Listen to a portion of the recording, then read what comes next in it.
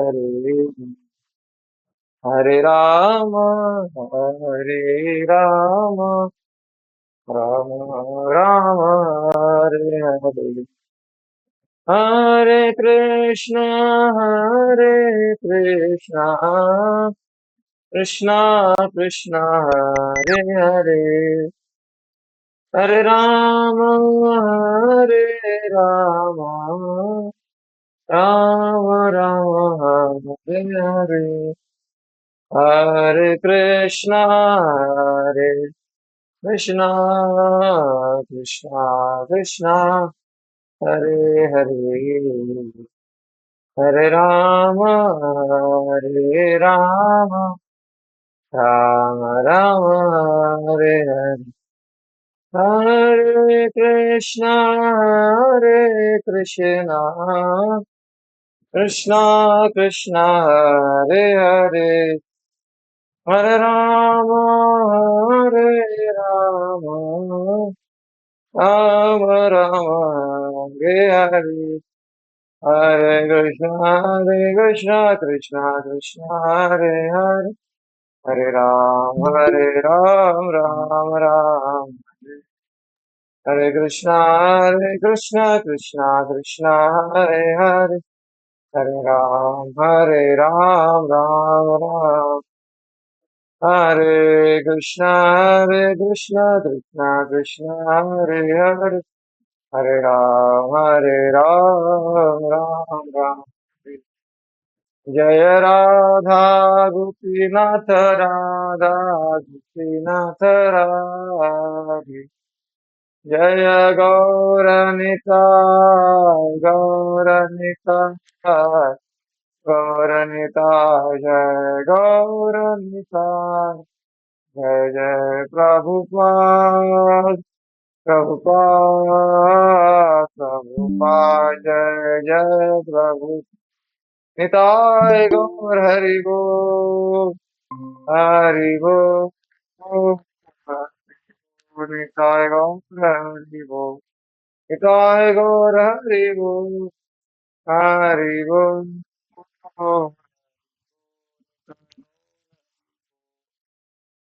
निताय गौर प्रेमानंदी हरि हरि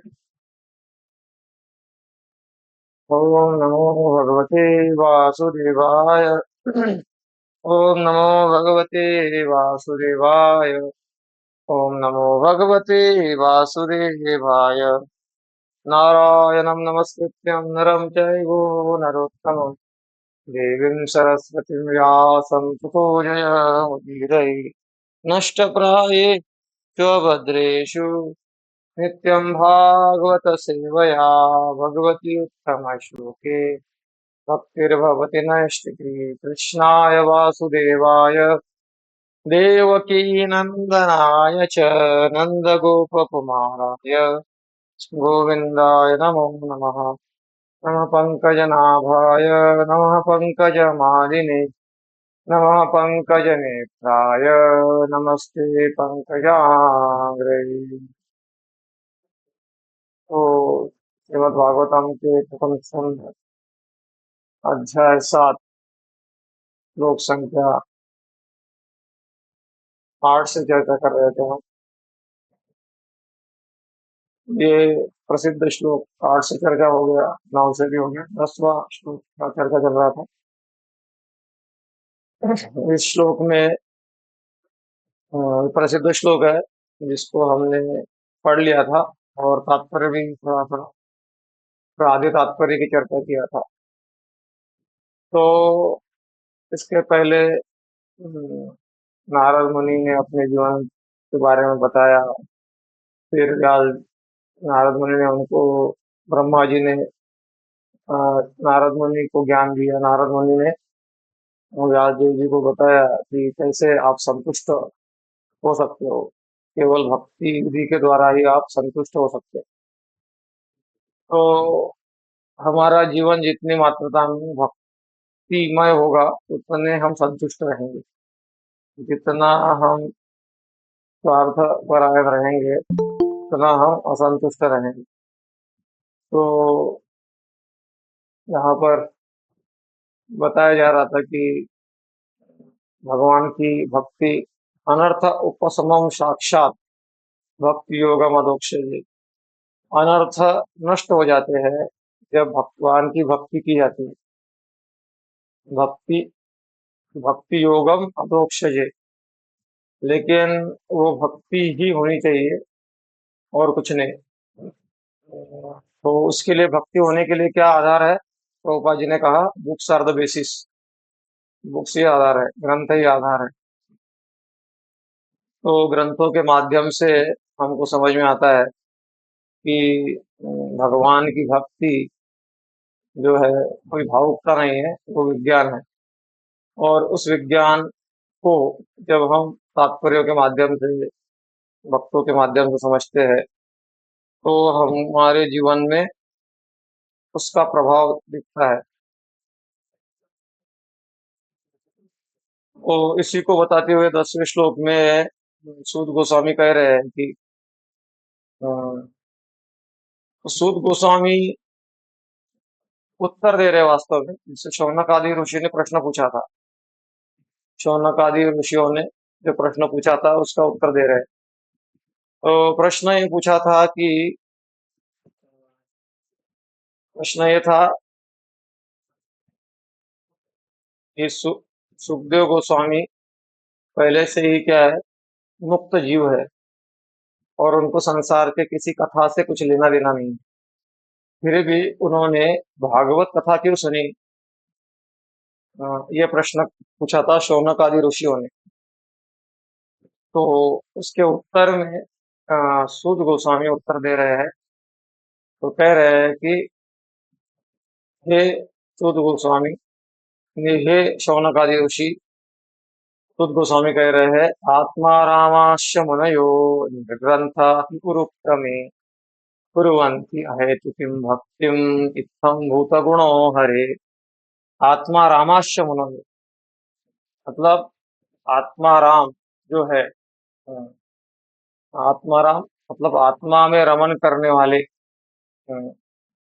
या फिर तीन प्रकार के आत्मा रामों की हमने चर्चा की थी। इंद्रियों में रमन करने वाले, जो इंद्र तृप्ति को सब कुछ मानते हैं, वो एक आत्मा राम जो आत्मा में रमन करते हैं। और तीसरे आत्मा राम जो भगवान की सेवा में ही सब कुछ मानते हैं। तो तीनों ही प्रकार के आत्मा राम जो है, वो भगवान के भक्ति में क्या रहते हैं, संतुष्ट होते हैं, भक्ति के द्वारा आकर्षित होते हैं। तो ये भक्ति का महिमा है। इसीलिए सुखदेव गोस्वामी हालांकि कर्मियों से उन्नत थे और ब्रह्म तत्व के ज्ञाता थे, ब्रह्म ब्रह्म साक्षात्कारी थे, लेकिन भक्ति ने उनको आकर्षित किया। क्योंकि भक्ति सुख जो है, इस संसार के जड़ सुख से बड़ा सुख माना गया है। स्वर्गीय सुख, स्वर्गीय सुखों से ज्यादा बड़ा सुख ब्रह्मलोक का सुख माना गया है। और ब्रह्मलोक से भी बढ़कर जो सुख है, वो ब्रह्म ज्योति का सुख है। और ब्रह्म ज्योति से भी बढ़कर जो सुख है, वो भगवत धाम, भगवान की सेवा में रत होने का सुख है। और वो सेवा, वो कथा, भगवान के नाम, रूप, गुण और लीलाओं के बारे में श्रवण और कीर्तन करना मतलब सेवा है। काफी लोगों को लगता है कि हमको, एक कुछ लोग तो सेवा करते नहीं है, कुछ लोग सेवा करते हैं लेकिन श्रवण नहीं करते। इसलिए फिर वो मन से, दिल से सेवा नहीं हो पाती। जैसे उदाहरण दिया जाए कि नरेंद्र मोदी जी है, भारत के प्रधानमंत्री हैं। अगर आपके घर में पधारते हैं, तो वैसे तो आएंगे नहीं हर किसी के घर में वो, बट आते हैं, तो आप पूरा उत्साह के साथ में जो भी आपको बनाना आता है, कुकिंग वगैरह जो भी है, या बेस्ट हो गए उनको देना चाहेंगे, तो उनके साथ में फोटो खिंचाना चाहेंगे। क्यों? क्योंकि उनको आप जानते हो और उनको पता है कि वो कोई साधारण व्यक्ति नहीं है। तो आपका एटीट्यूड पूरा चेंज हो जाएगा। तो वैसे भगवान कोई साधारण नहीं है। भागवतम के पहले ही श्लोक में कहा गया, जन्माद्यस्य यतः अन्वयात् परश्च चार्थेषु अभिज्ञ स्वराट, अभिज्ञ और स्वराट है भगवान। कुछ भगवान से आया है और भगवान के द्वारा ही नियंत्रित है। भगवान ही सब करता है, धरता है और नष्ट भी करता है। नष्ट करता है। तो देखते हैं हम, जैसे अभी हाल ही में म्यांमार में भूकंप आया। वो इधर भूकंप आया, कुछ होते रहता है, तो लोगों का बस नहीं चलता। प्रकृति के सामने हम अधीन हैं। तो प्रकृति किसकी? भगवान की है। मया दक्षिण प्रकृति। तो इसीलिए उस श्लोक पर चर्चा हम कर रहे थे, जिसमें ये आत्माराम श्लोक पढ़ा था हमने, और जहाँ तक शायद हमने पढ़ा था, निर्ग्रंथ शब्द का अर्थ ही आना था। शब्दों के उस उरुक्रम शब्द का अर्थ है, ये इसका भी अर्थ हमने जाना था। उरुक्रम मतलब भगवान, वामन भगवान का नाम उरुक्रम है। तो आत्मा रामाश्य मनोयो निर्ग्रंथ अपि उरुक्रमे कुर्वन्ति अहेतुकी भक्ति। तो संस्कृत क्रिया व्यवस्था के अनुसार कुर्वन्ति का अर्थ है किसी अन्य के लिए काम करना। इसका अर्थ हुआ कि आत्माराम भगवान की भक्तिमय सेवा अपने स्वार्थवश नहीं, अपितु भगवान अनुक्रम की प्रसन्नता के लिए करते हैं। तो वास्तविक आत्माराम वास्तव में वो है जो कोई भी कार्य भगवान की प्रसन्नता के लिए करता है। तो यही भक्ति करके यही समझना है कि हम अनेक जन्मों में जो है अपने संतुष्टि के लिए कार्य करते रहे, अनेक जन्मों में, लेकिन हम कभी संतुष्ट नहीं हो पाए। क्यों? क्योंकि हम मूल नहीं है। मूल को जल पानी डालना होता है। हाँ, शाखाओं को नहीं, मूल को पानी डालना होता है। तो हम अगर शाखाओं को पानी डाल रहे हैं और मूल को भी डाल रहे हैं, तो सूख जाएंगे एक दिन की शाखाएं। तो ऐसे ही संसार में अलग अलग प्रकार के ऐश्वर्य लोगों के पास में है। कोई जन्म से ऐश्वर्य, कोई सुंदर है, कोई जन्म ऐश्वर्य, श्रुत श्री श्री है किसी के पास में, येद मान मद पुमान, बुद्धि महारानी के पास अलग अलग ऐश्वर्य है। लेकिन भगवान से डिस्कनेक्टेड अगर है, तो जैसे पेड़ मूल से डिस्कनेक्ट हो जाता है तो सूख जाता है, वैसे संसार के जीव त्रिविध तापों से सूख चुके हैं। त्रिविध ताप कौन से हैं? आध्यात्मिक, आदि दैविक, आदि भौतिक क्लेश। अलग अलग प्रकार के क्लेश है कि शरीर और मन के द्वारा होने वाले क्लेश। भौतिक, आदि भौतिक। हाँ, आदि आध्यात्मिक, आदि भौतिक मतलब दूसरे जीवों के द्वारा होने वाले क्लेश। आदि भौतिक और आदि दैविक, और दैव से होने वाले क्लेश। तो एक सारे क्लेश रहते हैं जब तक हम अ, भगवान की प्रसन्नता के लिए कार्य नहीं करते। तो इसीलिए हेतु का अर्थ है कारण। मनुष्य की इंद्रिय तुष्टि के अनेक कारण हो सकते हैं। उनका वर्गीकरण भौतिक भोग, योग शक्ति तथा मुक्ति के रूप में किया जा सकता है। तो ये कारण है, भौतिक भोग, योग शक्ति और मुक्ति के रूप में।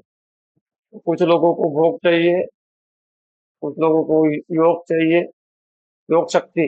तो भोग चाहिए भोक्तृत्व भाव के लिए, योग चाहिए इसलिए चाहिए योग, योग सिद्ध बनने के लिए।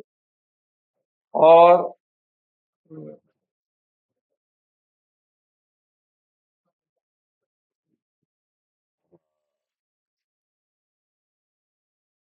योग योग शक्ति, भुक्ति मुक्ति सिद्धि कामी सकल आशान।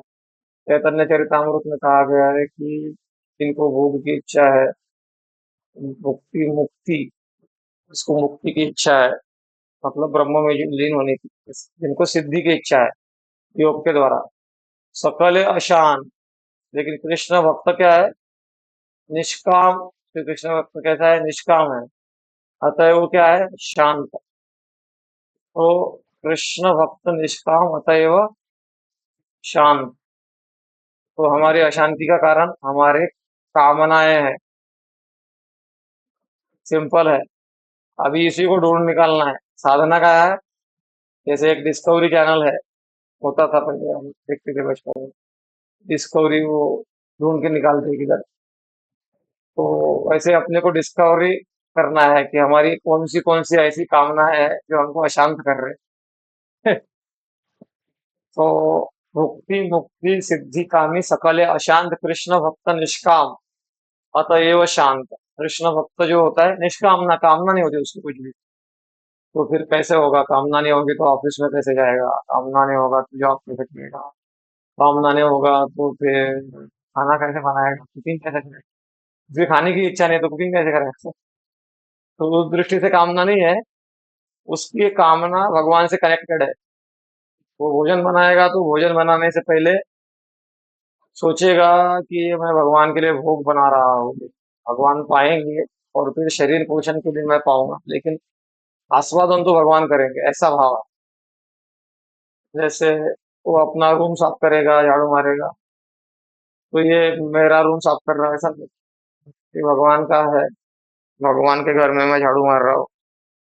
तो हर जगह बच्चों का ख्याल रखेगा, तो ये भगवान के अंश है, भगवान के है, और इनको मेरे केयर में दिया गया है। तो उनके, भगवान के जो है, इनका केयर करना मेरा कर्तव्य है।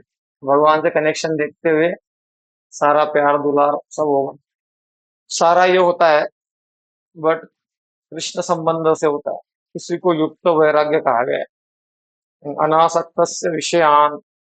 पहला तो फल्गु वैराग्य के बारे में बताया गया है कि फल्गु वैराग्य क्या होता है कि मुमुक्षुभि परित्यागो फल्गु वैराग्यम कथ्यते।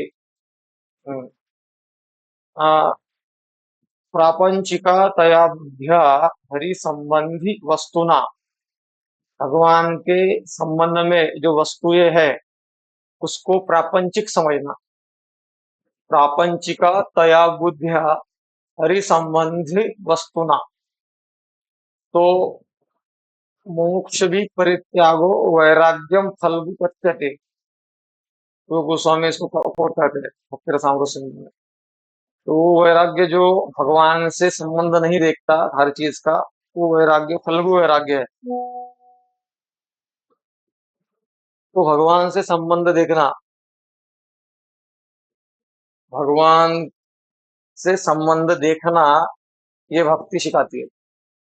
अभी हम क्या देख पा रहे हैं, क्या संबंध देख पा रहे हैं? अपना शरीर और शरीर संबंधी। इससे परे कुछ नहीं होता। हमारा भक्ति केवल संडे टू संडे जागरूक होता है, वो भी 2 घंटे के लिए जागरूक होता है। बाकी सोमवार से शनिवार तक भक्ति कहाँ चला जाता पता नहीं चलता। मतलब समाज में, मतलब कोई बहुत ही एडवांस भक्त है तो बात अलग है, लेकिन नहीं तो ज्यादातर ऐसा होता है कि हम सामाजिक भक्ति करना चाहते हैं। जब हम भक्त समाज में आते हैं तो भक्त के जवाब जैसा व्यवहार करते हैं, लेकिन बाकी समय हम अभक्त बने रहते हैं। और हम इसी में संतुष्ट रहते हैं। हमको लगता है यही भक्ति है, तो ऐसा नहीं है। कोई 10 लोग हमको भक्त बोल दे तो इससे हम भक्त नहीं बन जाते। तो इसलिए हमको देखना चाहिए कि हम क्या हमारे धारणाओं को बदल पा रहे हैं, सिद्धांत समझ रहे हैं भक्ति के, हमको नहीं समझ रहे हैं, अंडरस्टैंडिंग हो रहा है कि नहीं हो रहा है, सारा देखना होता है। गीता भागवत ये सारा सिद्धांत हमारे समझ में आ रहे हैं कि नहीं। हो सकता है किस वक्त को समझ में नहीं आए, लेकिन उसके व्यवहार में आ गए, मतलब कृपा हो गई उसकी। ऐसा भी होता है। कुछ लोग पढ़े लिखे अनपढ़ भी होते हैं। कुछ कुछ भक्ति शास्त्री करते हैं, लेकिन शास्त्र की भक्ति भी समझ में नहीं आता, शास्त्रों में भक्ति कहाँ दी गई है वही समझ में नहीं आता। जैसे कुछ कुछ भक्ति शास्त्री कोर्स चलता है ना, तो कुछ लोग भक्ति शास्त्री करते हैं, लेकिन भक्ति कहाँ है शास्त्रों में वही समझ में, उनके व्यवहार में भक्ति बिल्कुल दिखती नहीं है। और कुछ लोग भक्ति शास्त्री नहीं करते हैं, बड़े बड़े प्रवचन देते भी नहीं है, सुनते भी नहीं है, लेकिन भगवान वो स्वाभाविक सरल भक्ति भाव होने के कारण शास्त्रों का निचोड़ उनके आचरण में आ जाता है। तो इसको हमको प्राप्त करना, अ, इसको प्राप्त करना है, इसीलिए भक्ति की जाती है। आडंबर से तो कुछ होगा नहीं। पुनरपि जननम पुनरपि मरणम, ये होते रहेगा।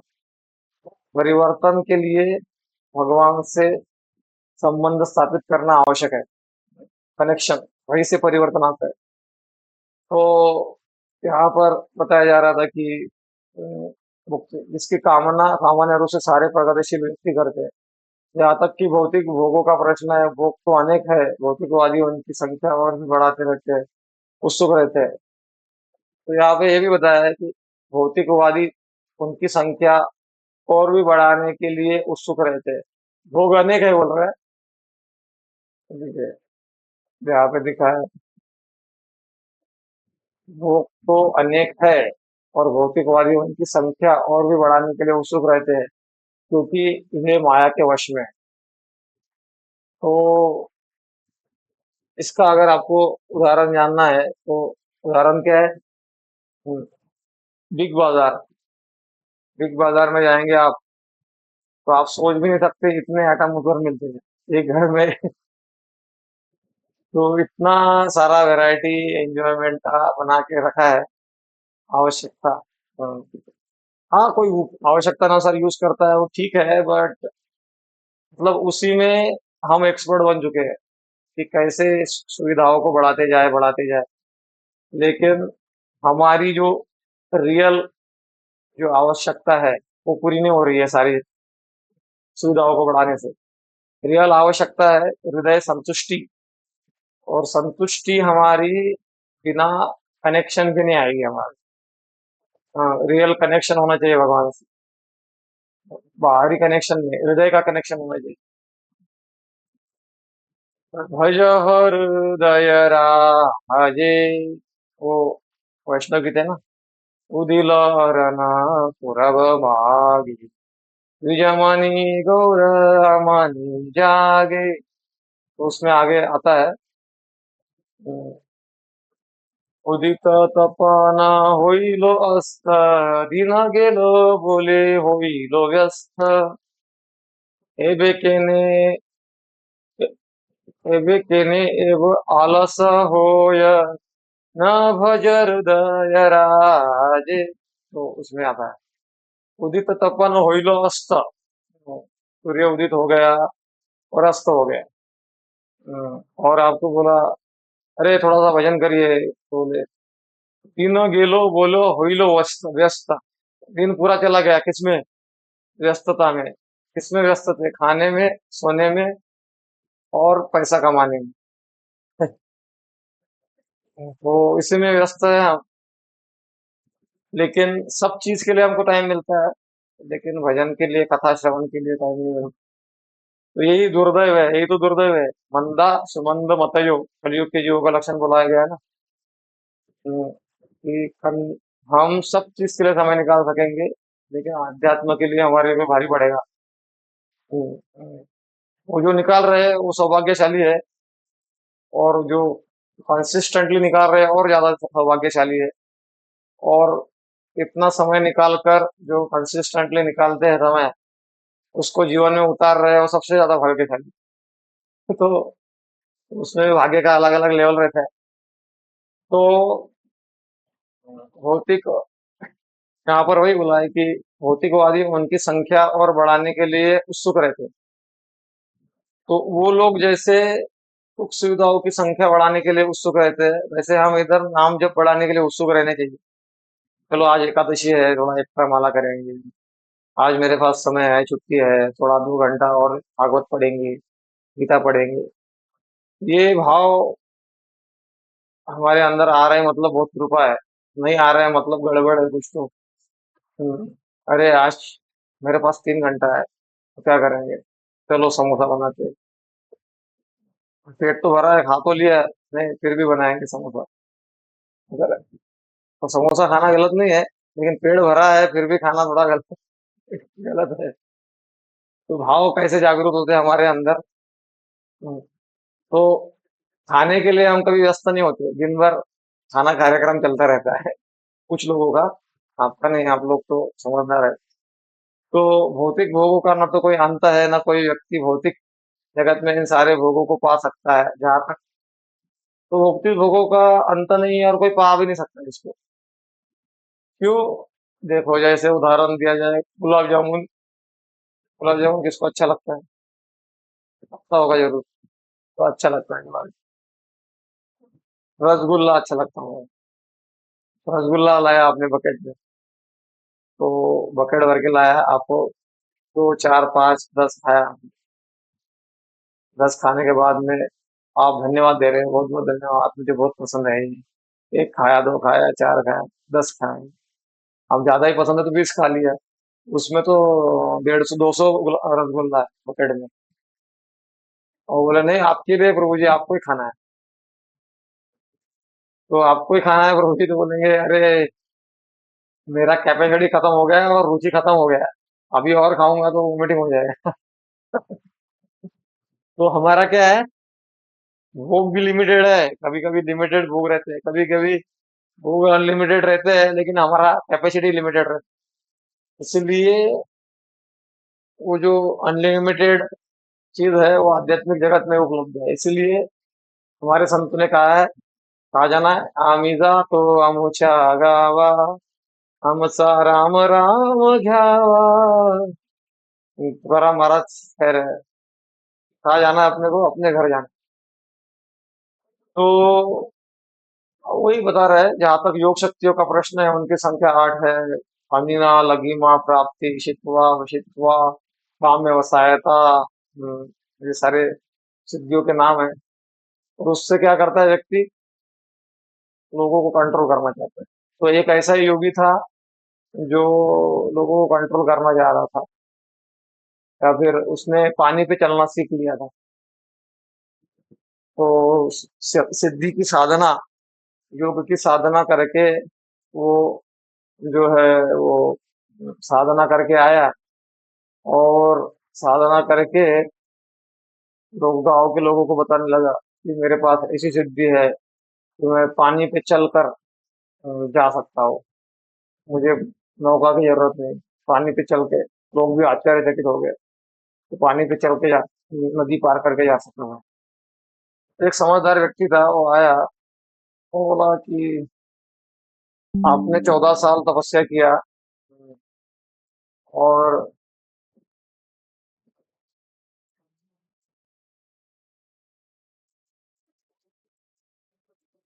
अ, उसने कहा कि आपने 14 साल पानी पे चलने के लिए तपस्या किया। मैं 8 आने में 8 आना चलता हूँ, 8 आने में नौका में बैठ के ये नदी पार करके चले जाऊंगा। तो 14 साल इतना वेस्ट करने की क्या जरूरत है, 8 आने में नौका में बैठ जाओ, नदी पार के चले जाओ। तो इस प्रकार से लोग क्या छोटी छोटी बातों में फंस जाते हैं। वो बाबा, वो बुआ बीमारी ठीक कर देता है, ये ठीक कर देता है। ऐसे ही कोई आया था एक बार वृंदावन में भी प्रभुपाद जी के सामने, वो बाबा चमत्कारी है, जादूगर है, ऐसा करता है, जादू करता है। तो प्रभुपाद जी सिद्ध योगी है, प्रभुपाद जी ज्यादा प्रभावित नहीं हुए। प्रभुपाद ने कहा कि उसको बोलो कि क्या तुम जन्म मृत्यु जरा व्याधि, इस जो चक्कर कर रहा है हमारा, इसको गायब कर सकते हो नहीं? तो ये चक्कर को केवल भगवान गायब कर सकते हैं। और हम जन्मेंगे मरेंगे, जन्मेंगे मरेंगे, ये सब चलता रहेगा, बार बार बार बार बार बार जो है होता रहेगा। तो इससे बचने के लिए आ, एक ही उपाय है, हरेर नाम, हरेर नाम, हरेर नाम एव केवलम, कलौ नास्तेव, नास्तेव, नास्तेव गतिरन्यथा। कोई गति नहीं है, कोई गति नहीं है, कोई गति नहीं। तो यहाँ पर आगे बताया जा रहा है कि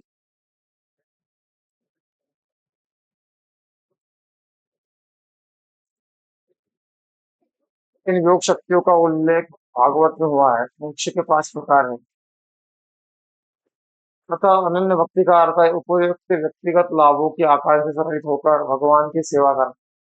तो जय कुमार जी, आपने यहाँ तक पढ़ा था ना, अतः अनन्य भक्ति का अर्थ है।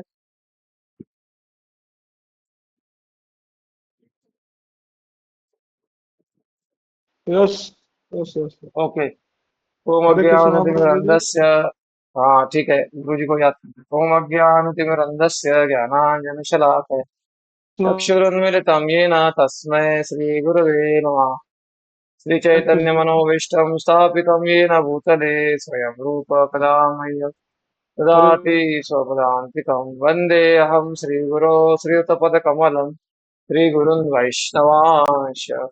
श्रीरूपं साग्रजातं सहगणा रघुनाथान्वितं तं सजीवम् साद्वैतं सावधूतं परिजनसहितं कृष्णचैतन्यदेवम् श्रीराधा कृष्णपादान् सहगण ललिता श्रीविशाखान्तांश नमो विष्णुपादाय कृष्णपृष्ठाय भूतले श्रीमते भक्तिवेदान्तस्वामिनिति नामिने नमस्ते सरस्वती देवे गौरवाणी प्रचारिणे निर्विशेष शून्यवादी पाश्चात्यदेशतारिणे नमो मामदान्याय कृष्णप्रेम प्रदायते कृष्णाय कृष्णचैतन्य नाम्ने गौरतिषे नमः हे कृष्ण करुणा सिन्धो दीनबन्धो जगत्पते गोपेश गोपिका कान्त राधाकान्त नमोऽस्तुते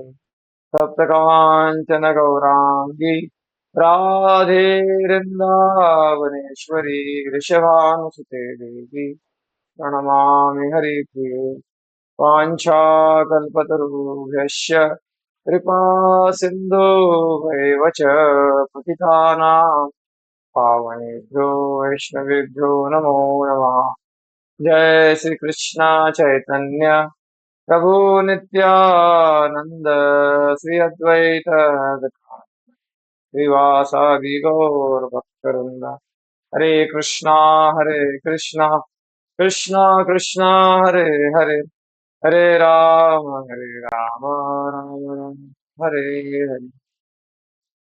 तो आदिदेवी लक्ष्मी माता जी आप यहाँ से पढ़िए। अतः अनन्य भक्ति का अर्थ है।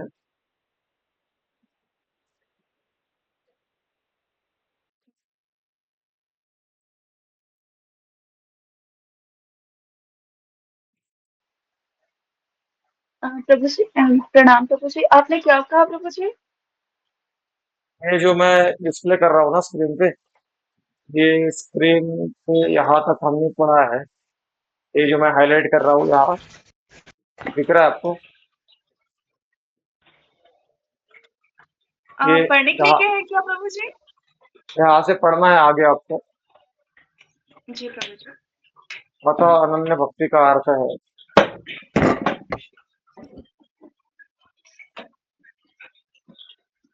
श्री भगवान की अनन्य भक्ति विभिन्न अवस्थाओं से होकर प्रगति यहाँ से करती है। भौतिक हरे कृष्णा। ये तात्पर्य आधा पढ़ा था हमने। आधा आधा तात्पर्य यहाँ से पढ़ना है। मैं हाईलाइट दिखा रहा हूँ ना, ये आधा अतः तात्पर्य पढ़ा। अनन्य हाँ, यहाँ से। अनन्य भक्ति का अर्थ है उपयुक्त व्यक्तिगत लाभों की आकांक्षा से रहित होकर श्री भगवान की सेवा करना। सर्वशक्तिमान भगवान श्री कृष्ण समस्त प्रकार के व्यक्तिगत स्वार्थों से मुक्त है।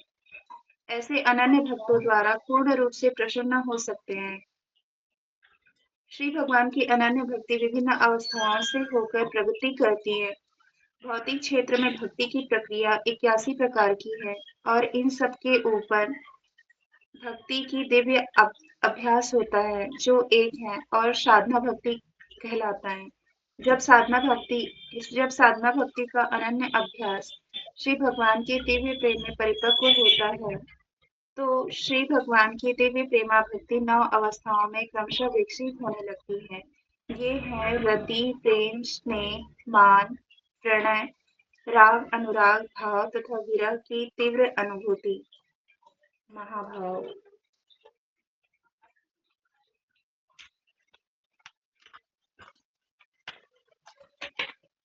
निष्क्रिय भक्त की आसक्ति श्री भगवान के प्रति दिव्य प्रेम की अवस्था तक बढ़ती है। सक्रिय सेवक की आसक्ति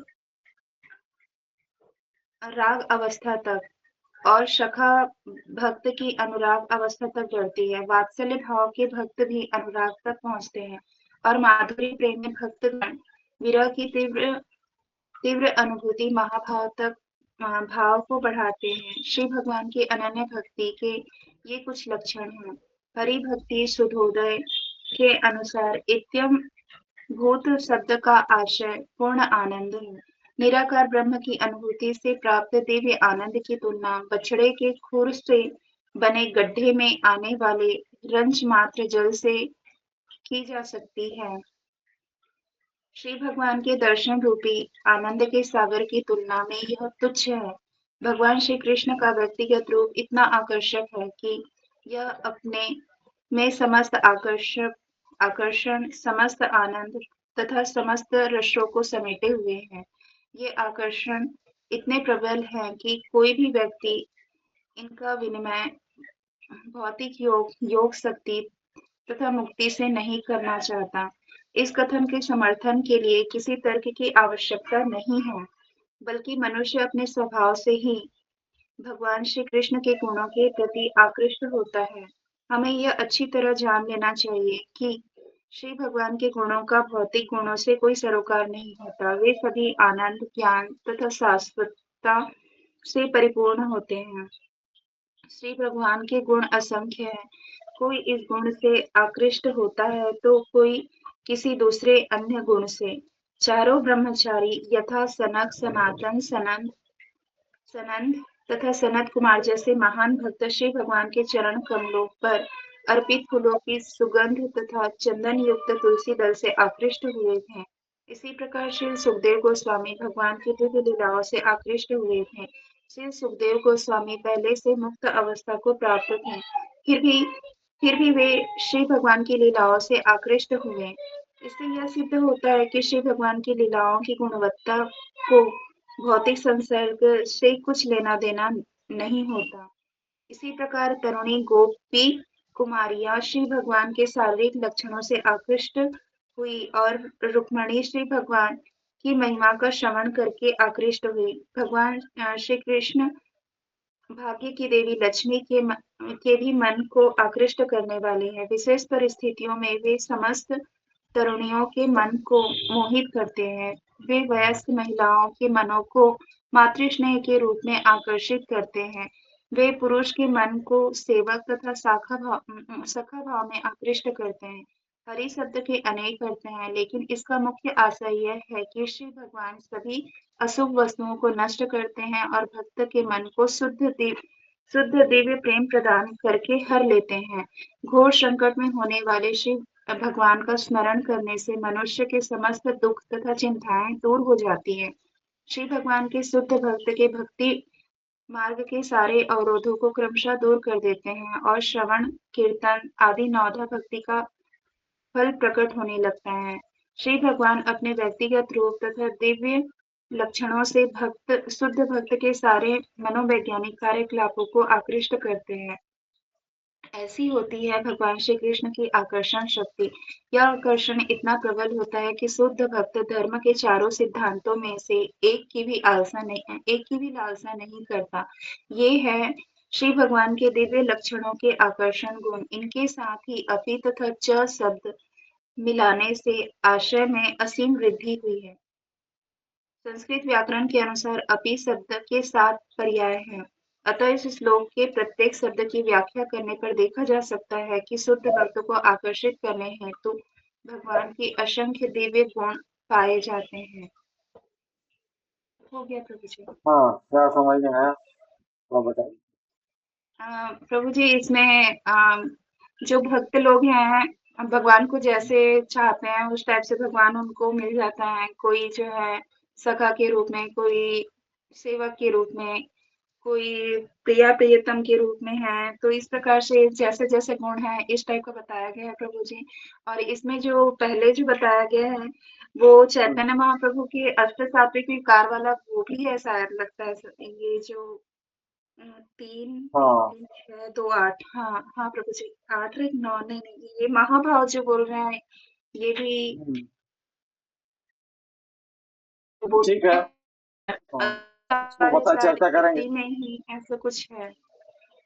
हम्म, तो यही सब बताया है प्रभु जी इसमें। हाँ हाँ, ठीक है, तो चर्चा करते हैं इसका। तो इस श्लोक में बड़ा तात्पर्य लेकर समय दे रहे हैं हम। तो भगवान यहाँ पर बताया गया है कि अतः अनन्य भक्ति का अर्थ है उपयुक्त व्यक्तिगत लाभों की आकांक्षा से रहित होकर भगवान की सेवा करना। तो यहाँ तक बहुत कम लोग पहुंच सकते हैं, पहुंच पा रहे हैं कि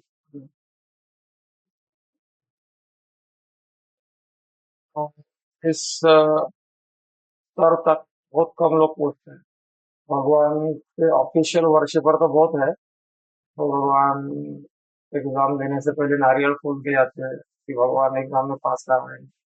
तो बात अलग है, बट भगवान की भक्ति व्यक्तिगत लाभों के आकांक्षा से रहित होकर भगवान की सेवा करना, ये बहुत कोई विरला कर पाता है। जैसे माधवेंद्र पुरी का उदाहरण स्मरण में आता है। माधवेंद्र पुरी का उम्र हो गया था, भगवान ने आदेश दिया कि तुम जाओ चंदन लेके आओ, गर्मी हो रही है। तो वो चंदन लेने के लिए उस उम्र में निकल पड़े। तो वो गांव वाले तो उनकी बात मानते थे, गांव वालों को भी भेज सकते थे, लेकिन वो स्वयं सेवा के लिए निकल पड़े। वैसे राजा अम्बरीश महाराज थे। अम्बरीश महाराज के बारे में भी प्रसंग आता है कि वो भी भगवान की सेवा करते थे। तो उनकी पत्नियां उनको उनकी पत्नी ने एक बार उनके भगवान की सेवा कर दिया, पानी लेके आया, नहला दिया और ये किया। तो वो बोले, ठाकुर जी मेरे हैं, उन ठाकुर जी की मैं सेवा करूंगा, तुम्हारे लिए मैं दूसरी व्यवस्था करता हूँ। तो उनके लिए दूसरा अल्टर बना दिया। जितनी पत्नियां थी अम्बरीश महाराज की, सबको एक एक अल्टर बना के दिया था। और ये अम्बरीश महाराज का जो पर्सनल विग्रह थे, उनकी सेवा वो स्वयं भोग लगाना और ये स्वयं जो है पानी देना, भोग लगाना, अभिषेक करना, वो स्वयं किया करते थे। तो कोई भी भक्ति करते करते अगर सेवा भाव विकसित नहीं हुआ तो वो दुर्भाग्य है। क्योंकि सेवा भाव, आपने जो संस्था का नाम क्या है, अंतरराष्ट्रीय कृष्ण भावनामृत, तो भाव होना चाहिए। सेवा कर पाए नहीं कर पाए, बीमार है, बेड पे पड़े हुए हैं, हाथ पैर नहीं चल रहे, तो फिर आपसे भगवान मानसिक सेवा करा लेंगे। लेकिन खाना हम खाते हैं, प्रैक्टिकल में खाते हैं और सब कुछ हम प्रैक्टिकल में करते हैं। लेकिन जब सेवा की बात आती है तो सब मन में करना चाहते हैं। मन में। कुछ लोगों ने सुना, कलयुग का एक मानस पुण्य हो ही नहीं पापा, कलयुग का प्रभाव है। मानस मन में अगर गलत विचार आते हैं तो उसका पाप नहीं लगता जब तक वो अ, कुछ कार्य नहीं करता गलत ऐसे, पाप नहीं लगता। लेकिन मन में अपने अगर 1,000 का या दान में दे दिया तो आपको पुण्य मिल गया उसका। तो लोग थोड़ा होशियार हो जाते हैं, वो मन में ही दान करते हैं, कंजूसी करते हैं। तो वो वैसा नहीं होना चाहिए। भगवान ने अपने को ये शक्ति दिया है। हालांकि शुरुआत में वैसा भी करे कोई कि ऐसा देना नहीं चाहता, वो कंजूस है, लेकिन सोचे काश मेरे पास एक है 100 करोड़ होते तो 1 करोड़ मैं भगवान को दे देता, मंदिर में, ऐसा उसने बोल दिया। मन में ही बोला, दिया नहीं है। तो भगवान सुन लिया उनका और ले लिया, उसको पुण्य लग गया, उसका भक्ति चालू हो गया। तो भक्ति मतलब क्या है? भाव, सेवा भाव। सेवा भाव में सेवा नहीं किया आपने अभी, सेवा किया नहीं, सेवा का भाव है केवल आपका, इससे भक्ति चालू हो जाती है। लेकिन प्रॉब्लम क्या है, हम भक्ति तो करते हैं लेकिन भाव सेवा का नहीं है। अपने को कुछ चाहिए उससे, भगवान की ये भक्ति कर रहे तो ये मिलना चाहिए, वो मिलना चाहिए। तो सेवा का भाव नहीं है। तो भगवान को प्रसन्न करना, वैष्णव को प्रसन्न करना, ये भाव नहीं है। तो फिर आ, वो जो अनन्य भक्ति है उसका स्वरूप प्रकट नहीं होता, जिसका वर्णन यहाँ पर गोपाल जी कर रहे हैं। भगवान की अनन्य भक्तिमय सेवा विभिन्न अवस्थाओं से होकर प्रगति करती है। तो 81 विभिन्न गुण है। तो 3 गुणों का ही खेल है सारा। तो 3 गुण होते हैं। वो 3 गुण क्या करते हैं, वो एक मिक में जैसे कलर होते हैं ना, बेस कलर रहते हैं, जितने 3 ही तरह के बेस कलर, उसको मिक्स करते हैं तो दूसरा कलर हो जाता है, और मिक्स करते हैं तो और तीसरा कलर। ऐसे बेस कलर 6 कलर रहते हैं, 6 कलर रहते हैं। 6 कलरों को अगर मिक्स करेंगे तो अलग अलग अलग अलग कलर बनते हैं। वैसे 3 गुण है, तो ये 3 गुण मिक्सअप होते हैं तो 81 टाइप्स ऑफ कॉन्शियसनेस ऐसा बनता है मनुष्य में। कॉन्शियसनेस 81। तो इसीलिए देखा जाता है कि हर एक का स्वभाव अलग अलग है। कोई ये स्वभाव वाला है, कोई गुस्से वाला है, कोई नरम है, कोई गर्म है, जो भी है, अलग अलग स्वभाव बनते हैं, ये गुणों का प्रभाव है। लेकिन इस भक्ति करते करते इन गुणों का प्रभाव साइड में होके दिव्य गुणों का जागरण होना चाहिए। धीरे धीरे होना चाहिए ऐसा। तो यहाँ पर जब साधन भक्ति का अनन्य अभ्यास भगवान की दिव्य प्रेमा पर प्रस्तुत होने लगता है, तो भगवान की दिव्य प्रेमा भक्ति नव अवस्था में क्रमशः विकसित होने लगती है। तो ये जो यहाँ पर दिया है, आसक्ति, प्रेम, स्नेह, अनुभाव, प्रणय, राग, अनुराग, भाव तथा महाभाव, विरहानुभूति बोल रहे हैं ना, ये महाभाव है। तो ये कहाँ का स्तर है ये? तो ये एक्चुअल में देखा जाए तो प्रेम तो शब्द तथा साधु संग भजन क्रिया तो ये आगे का है। ये जो है ना, जो हम बताते हैं हर बार, अदो शब्द तथा साधु संग भजन क्रिया, अनर्थ निवृत्ति, निष्ठा, रुचि, आसक्ति, भाव और प्रेम। तो ये प्रेम किस आगे किस तरह है नौ? तो उसमें आसक्ति और फिर प्रेम, स्नेह, अनुभाव, प्रणय, राग, अनुराग, भाव और वो महाभाव है लास्ट में। ये गौर गोविंद महाराज अन्य आचार्यों के ग्रंथों में ये डीप कंसेप्ट है, इसमें नहीं जाएंगे हम, लेकिन ये आगे की बात है। तो जब भक्ति करते करते हम बहुत पीछे है, दिल्ली अभी बहुत दूर है, हमारे लिए पहला टारगेट है अनर्थ निवृत्ति। और अनर्थ निवृत्ति कब होती है? सीक्वेंस क्या है? अधो श्रद्धा तथा साधु संग। अधो श्रद्धा होनी चाहिए, साधु संग होना चाहिए। साधु संग में क्या होता है? हरि कथा, हरि सिद्धांत सुनने में आते हैं, सुनने को मिलते हैं। और वो सिद्धांतों के द्वारा हमको समझ में आता है जीवेरा स्वरूप है कृष्णेरा नित्य दास। हम जीव जो है भगवान के नित्य दास है। और अधो शब्द तथा साधु संग, फिर साधु संग हो रहा है कि नहीं कैसे पता चलेगा? हमारा भजन अच्छा हो रहा है कि नहीं, इससे पता चलेगा। भोजन अच्छा हो रहा है, भजन अच्छा नहीं हो रहा है, मतलब गड़बड़ है। भोजन मतलब ऐसा नहीं है कि खराब खाना है, बट भोजन ठीक है, लेकिन भजन होना चाहिए। भजन होने के लिए साधु संग होना चाहिए। साधु संग में क्या होता है? सब उपदेश होते हैं। उस सब उपदेशों को जीवन में हम जितना उतारने का प्रयास करते हैं, उतना हमारा भजन अच्छा होता है। और भजन अच्छा होगा तो क्या होगा? अगला स्टेप अनर्थ निवृत्ति। तो अनर्थ निवृत्ति मतलब क्या है? जैसे पहाड़ पर हम 50 किलो का बोरा लेके चढ़ रहे हैं, तो किसी ने वो बोरा हमारे सर पे से नहीं उतार लिया। 50 किलो का कोई लेके चढ़ नहीं पाएगा। ठीक है, चलो 10 किलो समझ लो, 10 किलो का बात इमेजिन कर सकते हैं आप। 10 किलो का बोरा पहाड़ पे चढ़ाई पे लेके चढ़ रहे हैं आप। किसी ने बोला आप क्यों उठा रहे हो, मैं उठा लेता हूँ।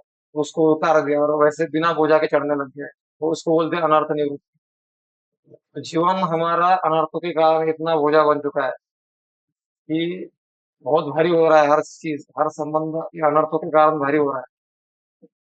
हर जो व्यवहार जीना मुश्किल हो रहा है ये अनर्थों के कारण। तो अनर्थ निवृत्ति जब होती है तो हम हल्का महसूस करते हैं, मतलब चिंता खत्म हो जाती है, चिंतन चालू हो जाता है। अनर्थ अनर्थ जब तक है तब तक चिंता ही चिंता बनी रहती है। क्या होगा, कैसे होगा, क्यों होगा? भगवान का विचार नहीं आता है। भगवान कुछ कर रहे हैं, भगवान कंट्रोलर है, भूल जाते हैं। खुद का खुद कंट्रोल, ये अनर्थों के लक्षण है सारे। तो यहाँ पर वही बता रहे हैं कि अलग अलग स्तर है भक्तों के, उस स्तर के अनुसार वो भक्ति के भी वैसे ऊंचाई तक पहुंचते हैं। तो यहाँ पे सक्रिय निष्क्रिय भक्त आसक्ति भाव के प्रति दिव्य प्रेम की अवस्था तक बढ़ता है। तो निष्क्रिय भक्त मतलब शांत रस वाला। 5 रस सुना होगा ना आपने? शांत, दास्य, सख्य, वात्सल्य और माधुर्य। तो शांत रस वाला प्रेम तक पहुंच सकता है आगे। और सेवक दास्य वाला आसक्ति राग ये प्रेम के आगे की अवस्था है, वहां तक पहुंच सकता है। सखा भाव वाला अनुभव तक पहुंचता है। और मातृ पितृ भक्त भी उधर तक ही पहुंचते हैं। लेकिन माधुर्य प्रेम विरह अवस्था में जो भक्ति करता है, वो महाभाव तक कोई नहीं पहुंचता। महाभाव तक सिर्फ राधा रानी पहुंचती है। वो एक अकेले है महाभाव स्वरूपा राधा ठाकुरानी, तो वो अकेली है, वो महाभाव के स्तर पर रहता है। इसीलिए चैतन्य महाप्रभु के बारे में कहा गया है कि महाभाव, हम्म, राधा भाव द्युति सुवलितम नवमी कृष्ण स्वरूपम।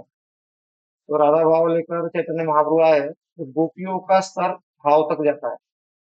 वो जो मैंने बताया, अदो श्रद्धा तथा साधु संग भजन क्रिया अनर्थ निवृत्ति निष्ठा रुचि आसक्ति भाव और प्रेम, वो वाला भाव नहीं है ये।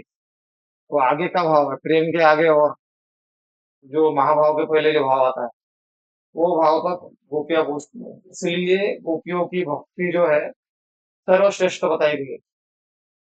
आराध्यो भगवान ब्रजेश तनयस् श्रद्धामृन्दावनम् रम्याकाशितुपासना व्रजवत् स्वर्गेण यातन्तिता।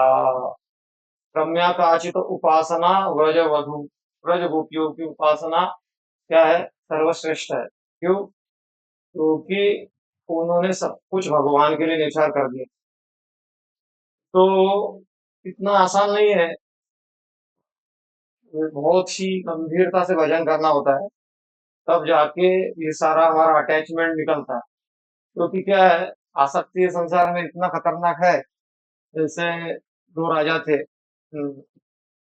सब छोड़ छाड़ के भजन करने के लिए जंगल में आए, और अम, वो जो भजन करने के लिए एक पेड़ के नीचे आए झूला टांग के, तो उन्होंने अपना सादा जीवन जीना चालू किया। एक ना अपना झोला लटकाया, दूसरा राजा उधर से आया, उसने अपना झोला लटकाया, उधर आराम करने लगा। तो पहला बोलता है ये जगह मैंने पहले पकड़ी थी, मैं इधर आराम किया। दूसरा बोलता है मैंने जगह पहले पकड़ी, मैं इधर आराम करूंगा। दोनों में झगड़ा चालू हो गया। तो दोनों को ही पहचानता था एक व्यक्ति को आया, अरे तुम आराम से अपने महल में सो सकते थे, आराम से रह सकते थे, तुमको समझ में आया कि संसार नश्वर है, भगवान की प्राप्ति करना है, सभी आपको पता चला, तब जाके तुम्हारा वैराग्य जागृत हुआ और तुम इधर आए, और थोड़े से जगह के लिए भी झगड़ा रहे। तो वो सोचने पड़ गया, अरे यार ऐसा गड़बड़ हो गया, फंस गए हम इधर थोड़ी सी इसके लिए। तो ये इसलिए कहा जाता है पदम पदम यत विपदम है। संसार में क्या है, हर पद पे विपदता है। ऐसा नहीं है कि हम कोई साधु है तो घर छोड़ के आ गया तो उसका आसक्ति पूरा खत्म हो गया, ऐसा नहीं होता। उसके ऊपर कृपा हुई तो इतना वो सामर्थ्य जुटा पाया कि बाहरी रूप से वो सब कुछ त्याग कर भगवान की सेवा में आ गया। लेकिन और उसको और काम करना है अंदर, क्योंकि अंदर काम करना है, अच्छे से भजन करना है, तब जाके वो रियल साधु के स्तर पे पहुंचेगा, जहाँ से फिर वापस नहीं आना होता। तब तक क्या रहता है, कभी भी हमको कोई भी आसक्ति पकड़ सकती है। तो ये आगे की बातें, आगे का स्तर बताया जा रहा है ना।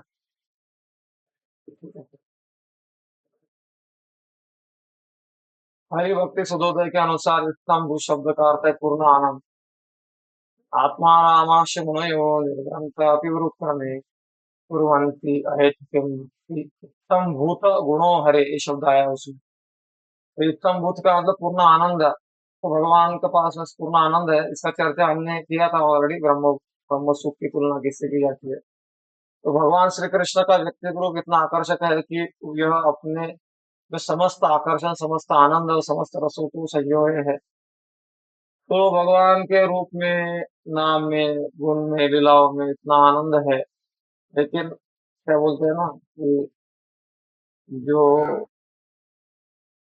जॉन्डिस होता है, जॉन्डिस वाले को बनने का रस कड़वा लगता है, पीलिया वाले को। वैसे हमको आसक्ति रूपी संसार, आसक्ति रूपी पीलिया हो चुका है। तो अध्यात्म की बातें इतनी समझ में नहीं आती। नहीं तो, लेकिन उदाहरण है इसलिए अच्छा है। जैसे मेरा भाई भगवान के लिए पागल हो गया, मेरे तो गिरिधर गोपाल दूसरो रोना कोई। तो वैसे तो स्तर की भक्ति हमारी नहीं आ सकती, वो रेयर लोगों की आती है।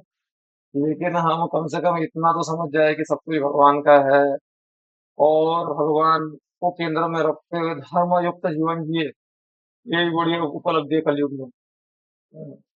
तो हमारे हमें यह भली बात जान लेना चाहिए कि भगवान के गुणों का लौकिक गुणों से कोई सरोकार नहीं है। तो भगवान के गुण सब आकर्षण करने वाले हैं, लेकिन जैसे जॉन्डिस वाले को गन्ने का रस कड़वा लगता है, एकदम से मीठा नहीं लगता, वैसे ही हमको भी धैर्य रखना पड़ेगा। तो गोस्वामी ने उपदेशामृत में बोलते हैं, उत्साह निश्चय धैर्य। धैर्य तो जैसे धैर्य रखना पड़ेगा और सिंसियरिटी भी रखना पड़ेगा। जैसे कोई स्टूडेंट है, वो फेल हो रहा है सब्जेक्ट में, टीचर क्या करता है, उसको अलग से टाइम देता है, बेटा तेरे लिए मैं टाइम निकालता हूँ, तू ऐसा ऐसा क्या कर, ऐसा ऐसा कर, ऐसा प्रैक्टिस कर, घर जाके ऐसा कर, और तू क्या करोगे तो तुम पास हो जाओगे। तो स्टूडेंट क्या करता है, yes sir, yes sir, yes sir कर करके होमवर्क करता ही नहीं। वो चीटर, टीचर को चीटिंग कर रहा है। तो टीचर को चीट कर रहा है स्टूडेंट, तो टीचर बोल रहा है कि आ, मैं तुझे पास कराना चाहता हूँ, मैं तुझे पास कराना, लेकिन स्टूडेंट पास ही नहीं होना चाह रहा, तो कैसे पास होगा? होगा क्या?